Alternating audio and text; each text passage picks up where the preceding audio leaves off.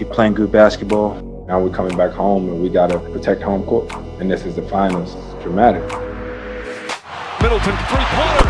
It's good! More Middleton magic! Booker fires a three. Bang!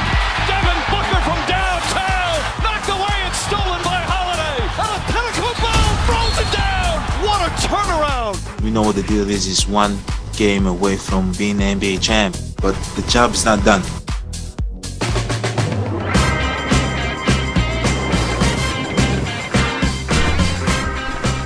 He is Jalen Rose. I'm David Jacoby. We are Jalen Jacoby. What is it that we do? We give the people what Yes. they want. The people got an NBA Finals classic game in Game 5. The Suns jumped out to an early lead. The Bucks came back. Then the Bucks jumped out to a big lead. And then the Suns came back and came down to the wire. But Jalen, Giannis Antetokounmpo has been dominant this series. He now stands one win away from the Larry O'Brien Trophy. What do you think about Giannis in Game 5? The great debate.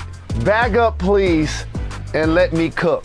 Because on this show on a daily basis, I told my brother David why Giannis should not only re-sign with the Bucks, but how beneficial it was going to be for him to stay loyal to the city of Milwaukee. And lo and behold, he's one game away from an NBA championship. And you know what else he's gonna spark that I love?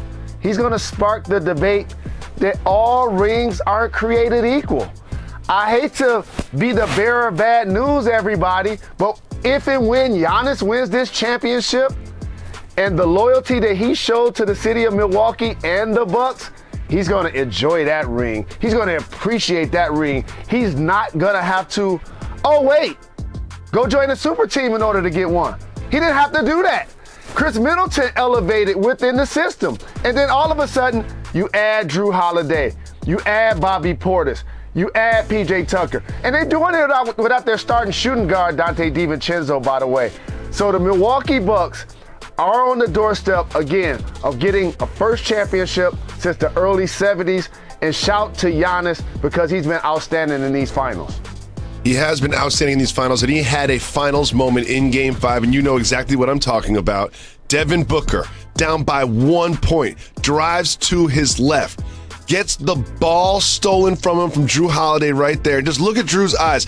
You are up by 1. With the seconds waning, under 24 seconds, I'm pulling it out and getting fouled. That would be the smart basketball thing to do. But Drew said that Giannis was screaming. And he look at him right now, he's like, all right, I guess we're doing this now. And we know what happens from there. What did you think about this sequence? It was an incredible NBA final sequence for the ages because of how it was done. And by the way, this is why you bring Drew Holiday to your squad, Jacoby. It's one thing to be a lockdown defender at the guard position, but he smothers smaller guards in particular. Earlier in his career, I saw him do this in a series against Dame Lillard when the Pelicans ended up sweeping them out of the playoffs. And do you know how close you are to getting a foul there? Do you know the kind of chance that he took of getting a foul there? And then you get the steal, you're out in transition, and you throw a lob to Giannis with an exclamation point for the game, and he hanging all on the rim. And that is a signature play for a guy who had the block against Ayton and now the dunk. And so Giannis is cementing why, if and when the Bucks go ahead and close this thing out, he's going to be Finals MVP. We're going to have plenty of time to talk about it, but this series is not over. But I do want to celebrate this play more because it's everything that Drew Holiday does. He grabs the ball. Maybe he got a little left hand to right wrist, whatever. But this pass is just so risky. It's so risky. So much can go wrong. It's so close to the rim. Giannis had to use his every inch of his wingspan to get it. Then the reaction from Giannis. I mean, this was just a chef's kiss play. And I'm also glad you brought up the block, because Giannis also had the signature play in the previous win, and there's two like magnificent Giannis plays away from the Suns literally celebrating a championship last night. But Jalen, I want to mention Drew Holiday's defense again, because Chris Paul hasn't been the same, and Drew Holiday has a lot to do with that. No. What are your thoughts on Chris Paul's play so far? So if you look at the numbers from the previous game and you were just box score watching, you'd be like, he had a decent game. But the Chris Paul that closed out the Clippers and that began this series scoring over 30 and was hunting shots and making threes and good decisions has not been the same player. Look at those stats, Jacoby. Chris Paul turning over the basketball in crucial situations. These are just things we don't see. But you know what? As I sat back and analyzed this series, I thought about it more. And the Milwaukee Bucks are the team that's dealt with the agony, that's dealt with defeat. And when you don't just throw a collection of players together, all of a sudden that team has to go through some turbulence. And they've done that over the last couple of seasons.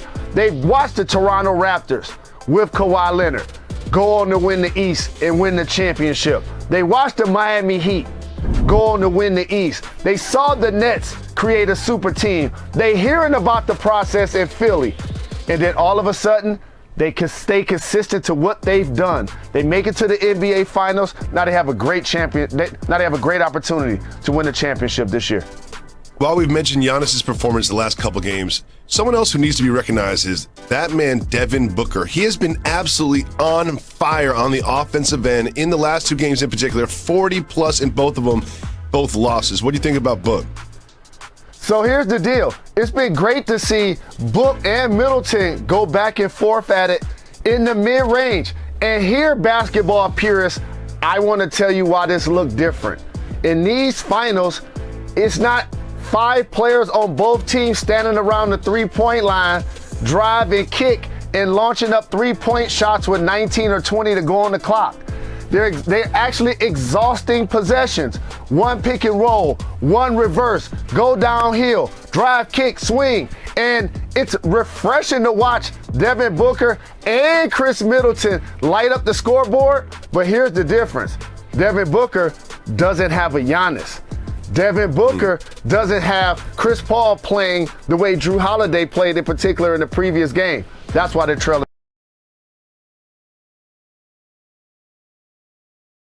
in the series.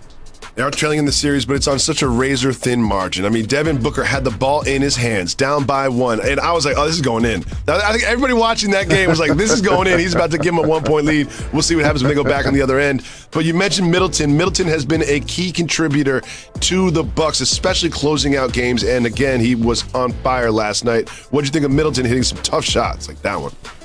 So first and foremost, I want to applaud Giannis and his unselfishness and being the ultimate teammate and not succumbing to a player's ego. So many times when you're the best player on the team, you feel like you got to do it all. He understands where he's weak at. He's a 6'11", 7-foot guy. Most of those guys struggle shooting threes. Many of those guys struggle shooting free throws. He understands that. So the adjustment for the Bucks this year was to allow Chris Middleton to be the actual closer. And I appreciate how Giannis embraces that for Middleton. And then I appreciate how he's delivered. And we talk about not having highlights, Jacoby. You know how much I love his game. Getting somebody on their hip, bumping them off, a little spin move, step back, knock down, and the efficiency. This didn't just start for those that are watching Chris Middleton. He's been flirting with 50, 40, 90 the past couple of years. They just needed more assistance. You add Drew Holiday, you add Bobby Portis, you add PJ Tucker. Those guys give you defense, those guys give you toughness. And those guys weren't a part of the heartbreak that this team dealt with the last couple of years. So now all of a sudden, you have a collection of guys that are determined to try to win it all this year. They got great contribution from their 3 stars, Middleton and Giannis and Holiday, but also Pat Connaughton hit some good threes, and he was 4 for 6. Bobby Portis, while you look at the stat sheet, it's not that impressive, but a lot of hustle plays and loose balls and rebounds and box out. He did a great job while Giannis was on the bench, bringing this team back from a 16-point deficit. Jalen, you were in the building. I was watching the game. The Suns came out and hit everything, and they were up by 16. And I'm looking at this going, is this going to be a blowout victory for the Suns? And then they turned back around. What was it about? What was the vibe like in the building during that breakout and that turnaround? You know, the beauty of this series, Jacoby, is that you have fresh faces. Neither team has a player that's ever won an NBA championship. And then going back and forth to these cities, both fan bases are chanting Bucks in 6 or Suns in 6. I appreciate that so much. But here's the problem.